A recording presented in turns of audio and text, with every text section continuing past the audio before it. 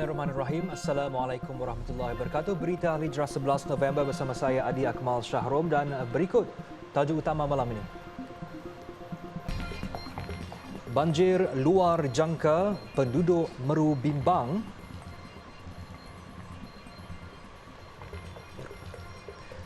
Seminggu sebelum PRU, pelbagai dakwaan mula timbul.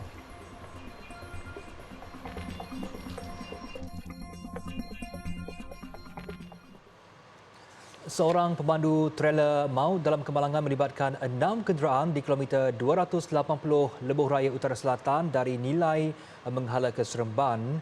Insiden berlaku sekitar jam 11.43 pagi tadi itu turut menyebabkan kesesakan teruk sejauh 5 kilometer.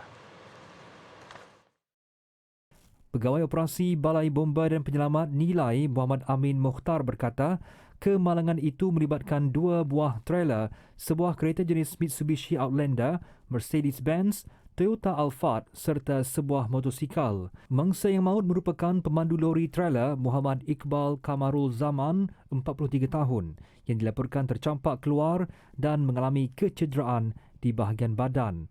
Mangsa meninggal dunia di lokasi kejadian. Manakala 4 mangsa dilaporkan cedera dan dihantarkan ke Hospital Tuanku Jaafar, Seremban untuk rawatan lanjut. Siasatan awal mendapati kemalangan berlaku apabila lori kontena yang dalam perjalanan dari arah Seremban menghala Nilai dipercayai hilang kawalan, terbabas ke laluan bertentangan. Ia kemudian melanggar 4 buah kereta dan sebuah motosikal yang bergerak terus di laluan bertentangan. Kemalangan ini disiasat di bawah Seksyen 41-1 Akta Pengangkutan Jalan 1987.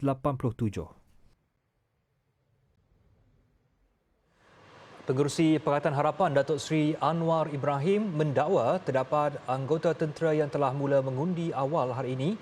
Menurutnya, perkara itu melanggar tarikh yang ditetapkan Suruhanjaya Pilihan Raya SPR untuk undi awal, iaitu pada 15 November.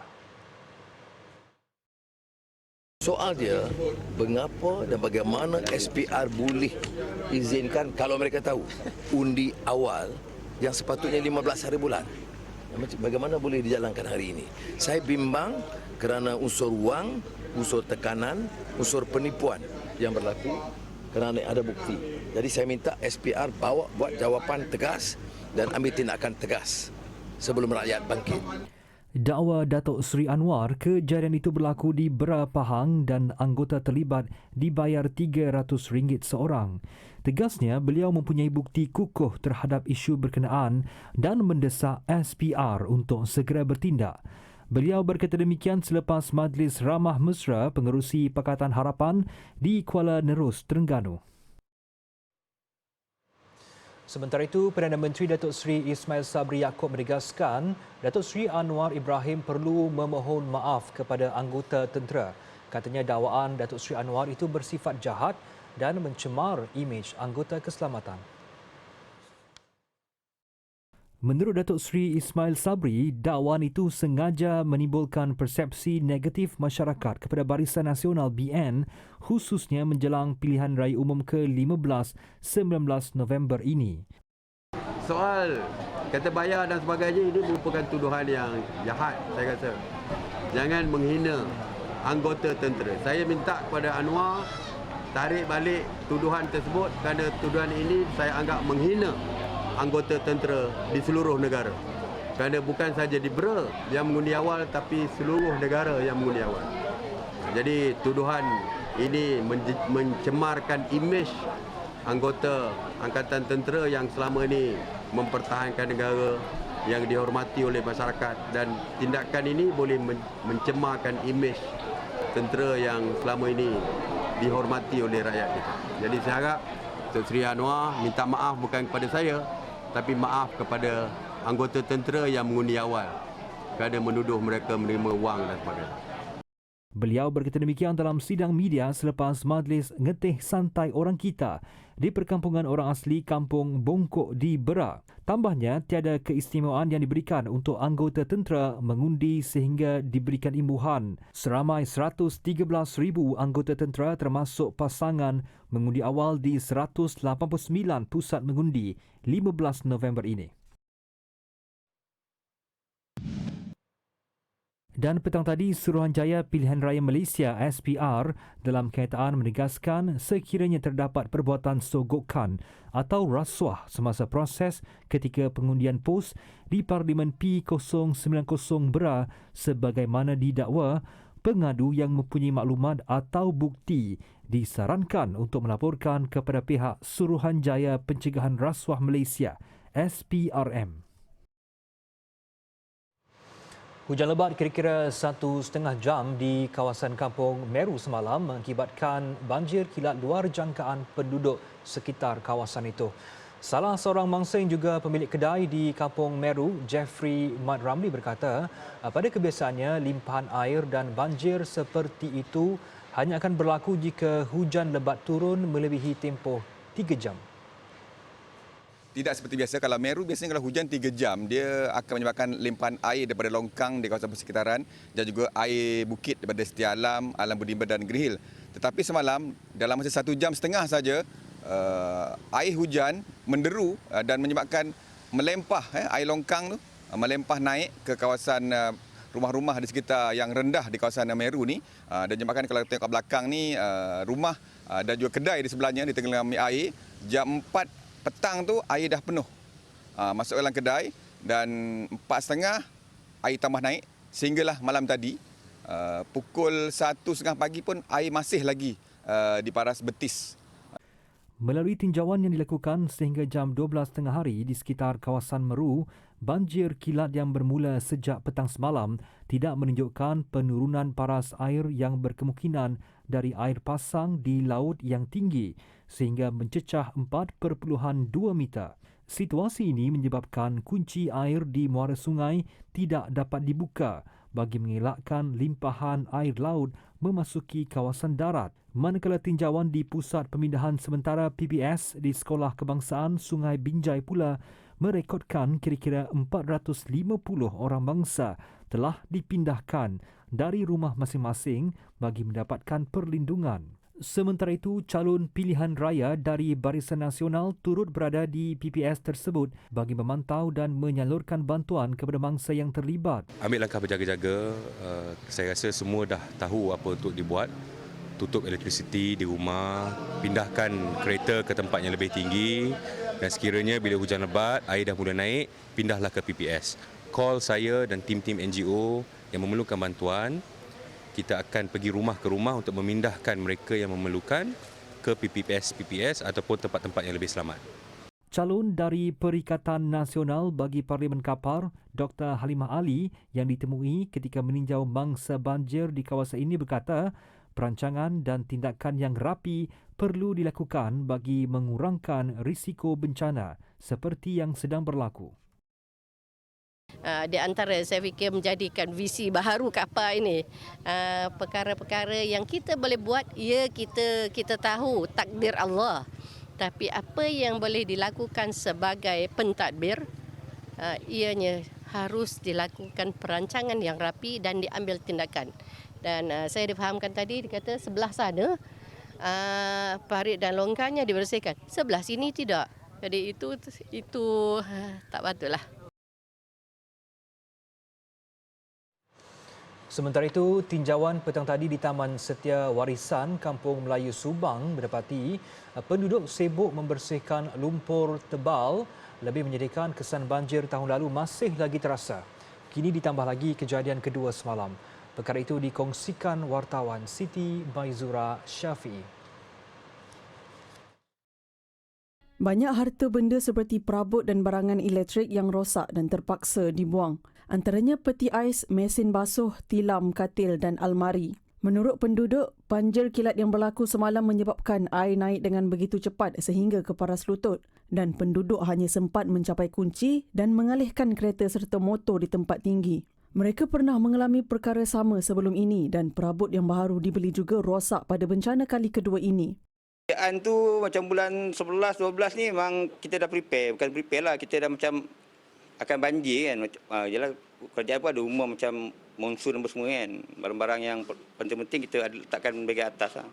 Tapi macam semalam memang tak sangka betul lah kan. Pasal hujan tak hari-hari, saya sekala. Macam semalam pun tiba-tiba lebat macam tu. Itu yang tak sangka betul. Banjir ni Yalah, kalau saya nak cakap cadangan dalamkan sungai ke, itu pihak atasan kena tengoklah kan, pihak yang berwajib kena turun dan tengok sebenarnya apa yang keperluan perlu dibuat kat sini ya.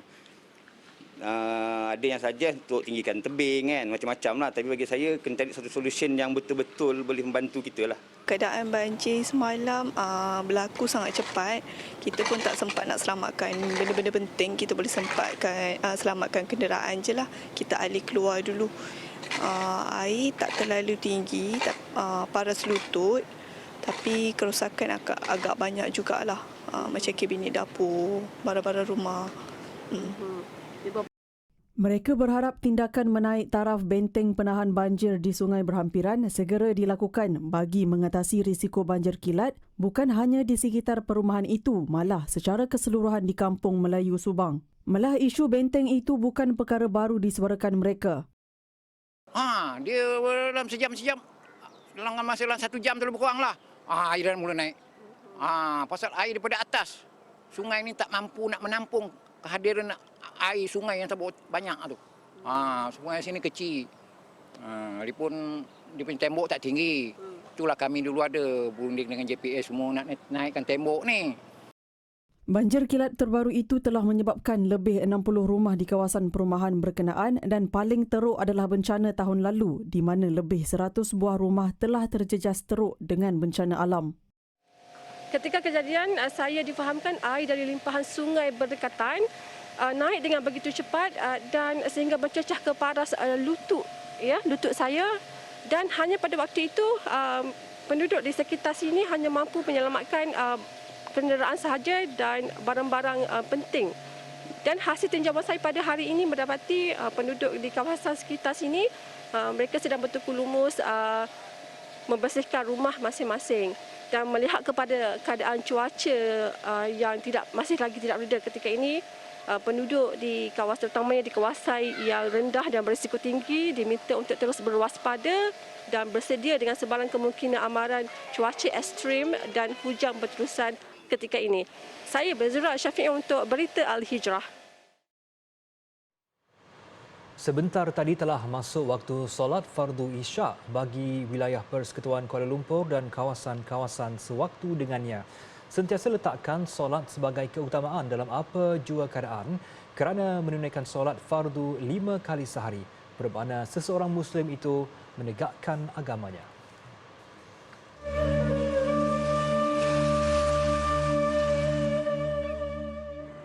Allahu Akbar, Allahu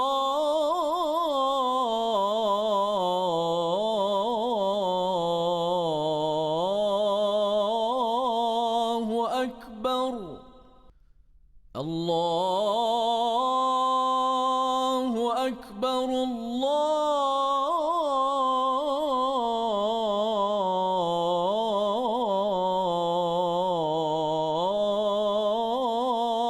Akbar, أشهد أن لا إله إلا الله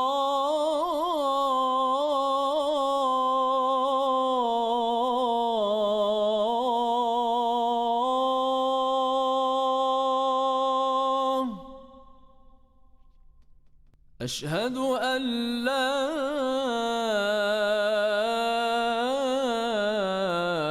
إله إلا الله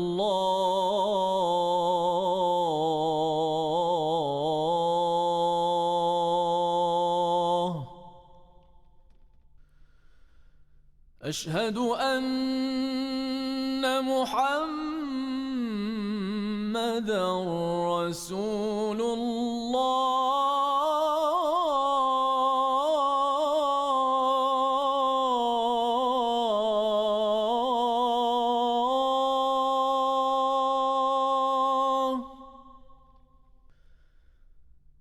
أشهد أن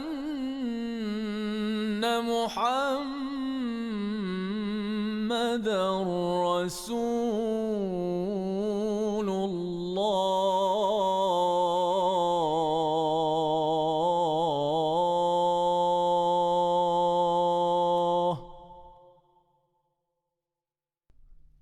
حي على الصلاة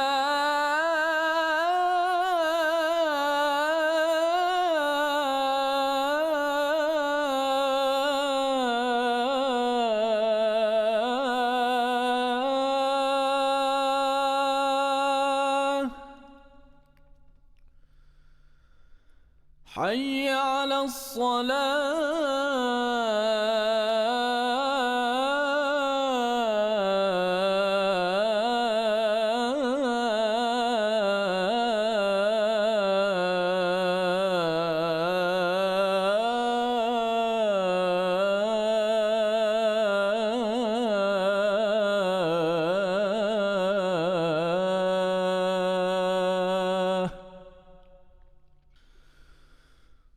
حي على الفلاح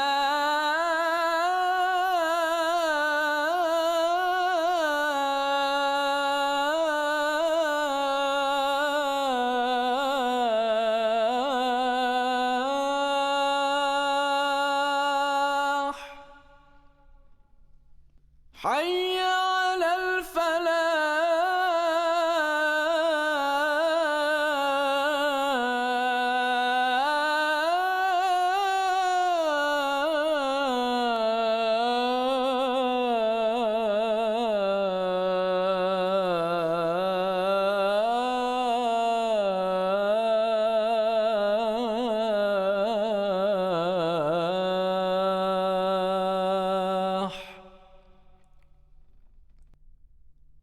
الله أكبر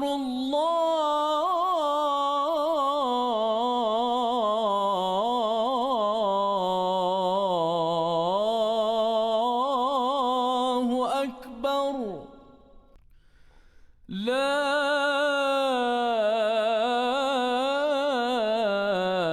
إله إلا الله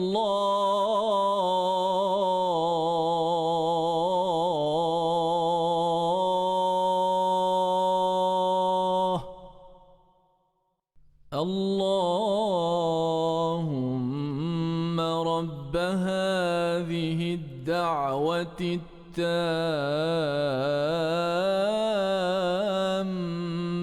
والصلاة القائمة آت سيدنا محمدا الوسيلة والفضيلة والشرف والدرجة العالية الرفيعة وابعثه مقاما محمودا الذي وعدته إنك لا تخلف الميعاد.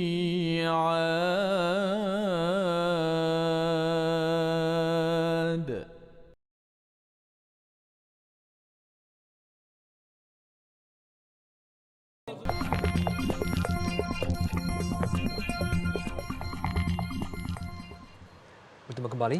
Memang wujud aktiviti khurafat di Telaga Tok Syekh Gunung Jerai, Yan Kedah. Itu pendedahan penyandang Parlimen Jerai, Sabri Azid.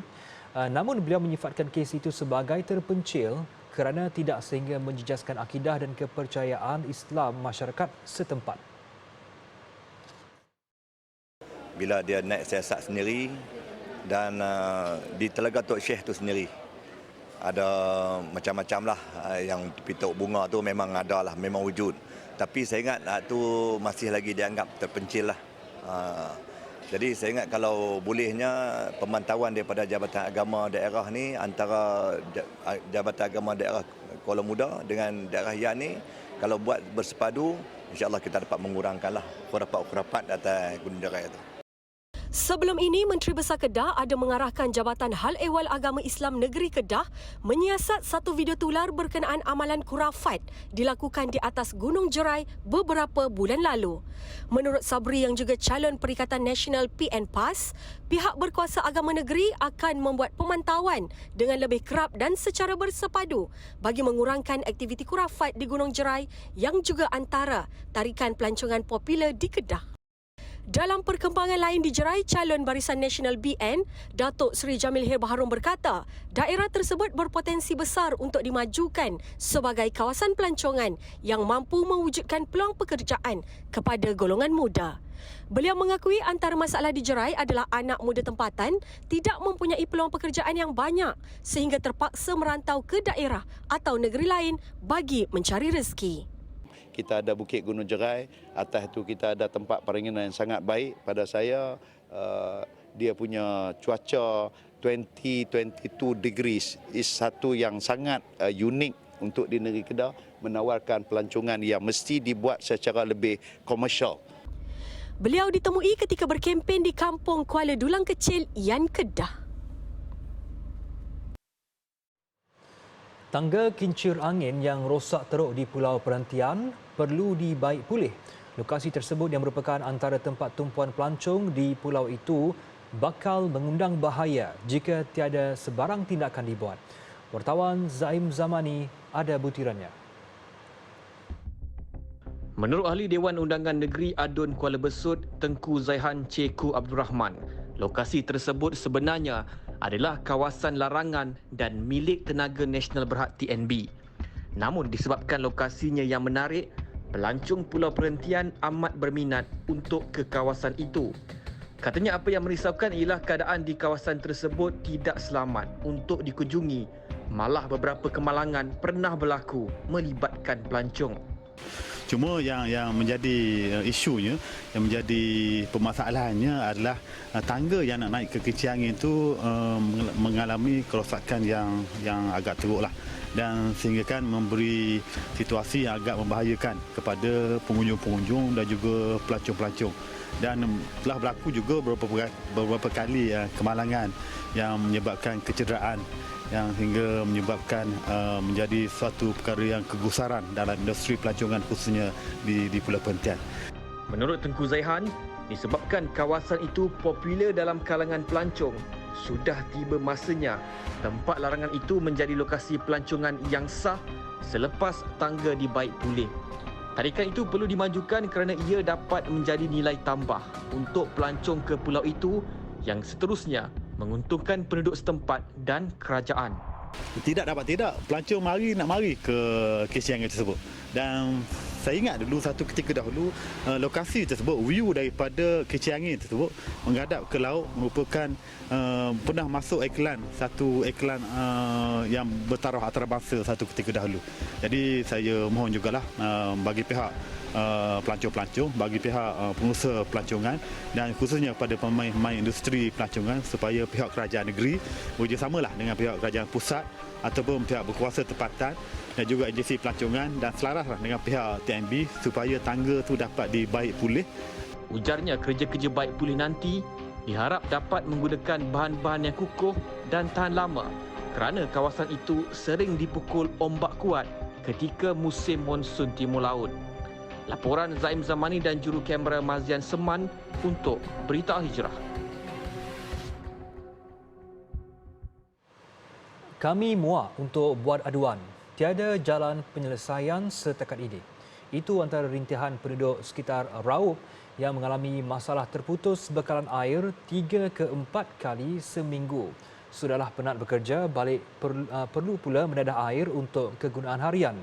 Keluhan tersebut dikongsikan Abdul Rahman Kunyo.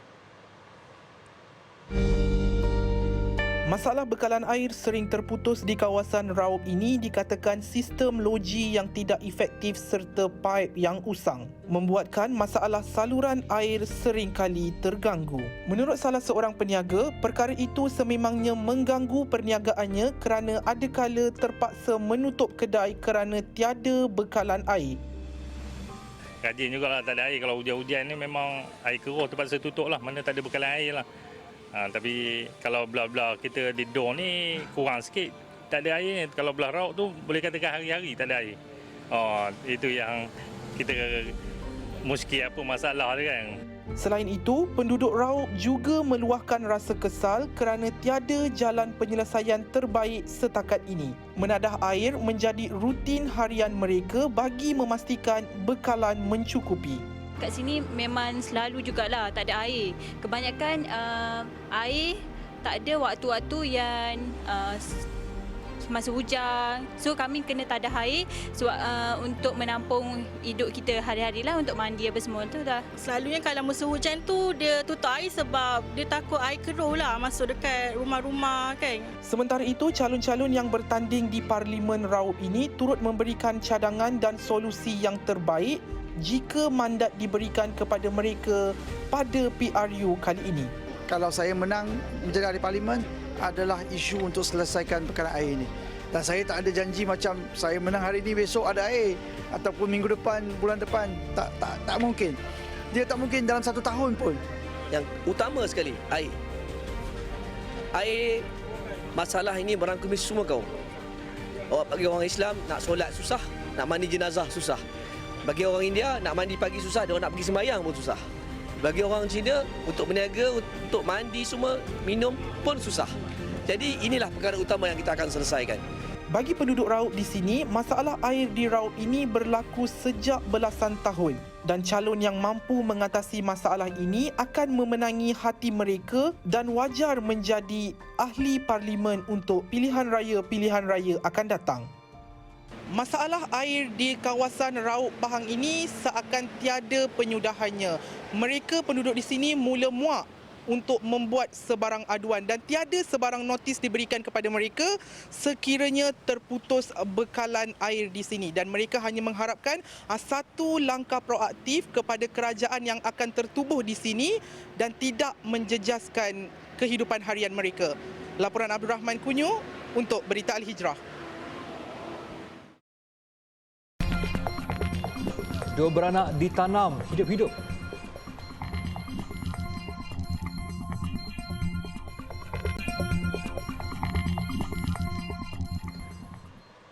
Bertemu kembali. Pembinaan Masjid Lestari Perdana Bandar Putra Permai Seri Kembangan dijangka mampu menampung lebih 3,000 umat Islam yang tinggal di kawasan sekitarnya. Ketika ini, ahli qaryah hanya dapat berjemaah di surau-surau sedia ada yang ada kala sudah tidak mampu menampung kapasiti jemaah. Yang dirancangkan insya-Allah boleh menampung 3,000 lebih penduduk yang semakin meningkat, dan kawasan itu sekitar 10,000 penduduk bercampur di antara Melayu, Cina, India, Muslim dan non-Muslim, tetapi ramainya Muslim yang terpaksa berkongsi banyak surau, dan alhamdulillah setakat ni progres agak baik, insya-Allah, alhamdulillah. Dan sangat berbesar hati untuk tuan-tuan dan puan-puan membantulah untuk melancarkan lagi proses pembinaan Masjid Lestari Perdana ini. Pembinaan masjid ini menjadi satu keutamaan bagi memberikan keselesaan kepada para jemaah beribadah di sini. Projek yang dianggarkan menelan belanja sekitar 15 juta ringgit itu kini sudah menerima sumbangan orang ramai mencecah RM200,000. Sehubungan itu, beliau berharap mana-mana individu dan badan korporat yang ingin sama-sama menyumbang dalam pembinaan masjid ini dapat berinfak melalui nombor akaun atau melayari laman web dan hubungi nombor yang tertera untuk sebarang maklumat lanjut.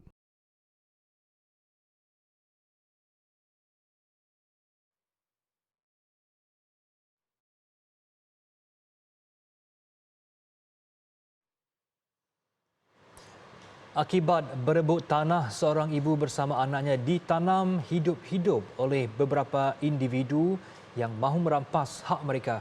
Kejadian tersebut dipercayai berlaku setelah mangsa cuba menghalang ahli keluarga terdekat yang mahu menjalankan pembinaan di atas tanah tersebut. Mangsa yang dikenali sebagai Kotra Dalamah dan Savitri mendakwa telah membeli tanah tersebut menggunakan wang mereka. Namun pelaku yang juga ahli keluarga mahu merampas dan menduduki tanah berkenaan secara haram. Selepas menempati mangsa tinggal hanya berdua, pelaku Rama Rao, Anan Rao dan Prakash Rao telah menyerang kedua-dua mangsa dan hendak membunuh mereka dengan cara yang kejam. Bagaimanapun, insiden tersebut disedari penduduk kampung dan kedua-dua mangsa berjaya diselamatkan namun berada dalam keadaan yang lemah. Satu laporan polis telah dibuat dan kes sedang disiasat oleh pihak berkuasa tempatan.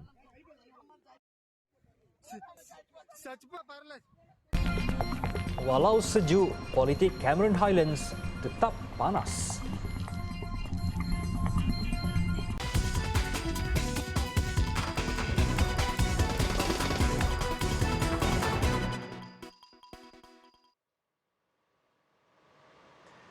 Parlimen Cameron Highlands pernah menjadi kontroversi apabila kemenangan penyandangnya sebelum ini, Si Sivaraj, terbatal pada PRU 14 dan menyaksikan Datuk Ramli Muhammad Noor memenangi kerusi itu pada pilihan raya kecil sekaligus mencipta sejarah sebagai orang asli pertama yang mewakili Parlimen.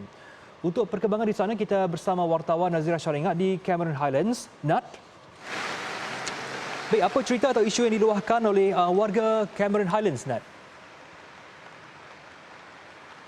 Baik, terima kasih Adi. Assalamualaikum kepada penonton setia berita Al-Hijrah. Alhamdulillah, saya membawa perkembangan dari Cameron Highlands. Cuaca ketika ini 17 darjah Celsius, memang terasa kedinginannya, tapi tak sedingin cerita ataupun kisah yang dikongsikan kepada saya oleh penduduk di sini. Kalau sebelum ini saya datang sebagai pengunjung, tapi hari ini saya datang sebagai wartawan, jadi saya dapat mendekati kisah-kisah ataupun isu yang belum mendapat jalan penyelesaian. Antaranya adalah isu yang paling popular, iaitu jalan sesak bermula daripada Tanah Rata menuju ke Berincang sehinggalah ke tempat yang menjadi tumpuan pengunjung, iaitu di Kia Farm. Dan bayangkan jarak yang hanya 5 km mengambil masa sehingga 2 hingga 3 jam. Pastinya anda pernah merasai pengalaman itu. Jadi ia bukan sahaja memberi kesan kepada pengunjung tetapi juga penduduk di sini, khususnya penduduk yang menetap di Kampung Raja dan juga Kampung Melayu yang terletak atas sikit daripada Berincang, di mana di Kampung Raja menempatkan stor yang menyimpan bekalan sayur-sayuran untuk dibawa keluar daripada Cameron Highlands, dan banyak pemandu lori menyatakan bahawa bila kesesakan lalu lintas, ia menyukarkan tugas mereka untuk menghantar sayur-sayuran keluar. Jadi ada penduduk yang berpendapat perlu ada jalan alternatif untuk mengurangkan kesesakan selain pembinaan parking bertingkat di kawasan ini, Adi. Dan isu lain yang turut disuarakan, saya sempat ke Kampung Melayu, mawar tepian desa MTD, berdekatan iaitu kawasan yang menghala untuk ke Simpang Pulai. Bayangkan, saya seakan tidak percaya ada perkampungan di situ yang menempatkan kira-kira 80 rumah tidak mendapat bekalan elektrik lebih daripada 20 tahun. Dan mereka terpaksa bergantung kepada generator dan juga solar untuk meneruskan kehidupan, dan ia pastinya memakan kos yang tinggi, Adi. Ya, baiklah, boleh kongsikan demografi Parlimen Cameron Highlands dan bagaimana situasi politik di daerah itu? Baik, okey. Secara umumnya, Parlimen Cameron Highlands mempunyai kira-kira 46,043 pengundi, dan turut dipertandingkan ialah Dun Tanah Rata dan juga Dun Jelai, di mana Dun Jelai ini terletak di kaki Cameron Highlands, dan Dun Jelai ini majoritinya pengundi adalah masyarakat orang asli. Manakala di Dun Tanah Rata terdiri daripada Melayu, Cina dan juga India. Dan kalau ikut kepada demografinya, pengundi Cina dan Melayu tidak jauh berbeza, diikuti dengan India. Dan kalau kita lihat pada PRU 14, seperti yang kita tahu sebelum ini, Parlimen Cameron Highlands adalah kerusi tradisi MIC. Namun pada PRK 14 berlaku kontroversi di mana Datuk Si Sivaraj kemenangannya telah terbatal selepas beliau terpalit dengan isu rasuah di mana beliau mempengaruhi undi kepada beliau. Jadi kemenangannya terbatal dan kemudian PRK terpaksa diadakan, dan Datuk Ramli Muhammad Noor telah menang pada PRK pada 2019, dan dikatakan kemenangan Datuk Ramli Muhammad Noor banyak disumbang oleh undi masyarakat orang asli. Dan kali ini untuk PRU 15, Datuk Ramli masih lagi mengekalkan kerusi yang sama. Masih lagi mempertahankan kerusi yang sama dan akan berdepan dengan 3 penjuru menentang Dr. Abdul Rasid Muhammad Ali dari PN dan juga Ching Yok Kong dari PH. Jadi kita nak saksikan sejauh mana pola sokongan masyarakat Melayu, Cina dan India kepada beliau selepas memperhatikan prestasi beliau selepas menang pada PRK 2019, Adi. Baiklah, terima kasih atas laporan dan langsung dari Cameron Highlands. Baik, berita Al-Hijrah berehat seketika. Selepas ini kita tinjau pula perkembangan di negeri Terengganu. Teruskan bersama kami.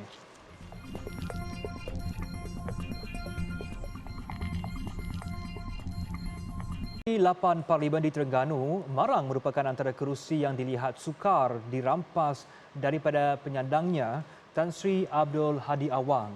Dalam pilihan raya umum ke-15 ini, Presiden PAS itu kekal bertanding untuk mempertahankan kerusinya menentang 3 lagi calon lain.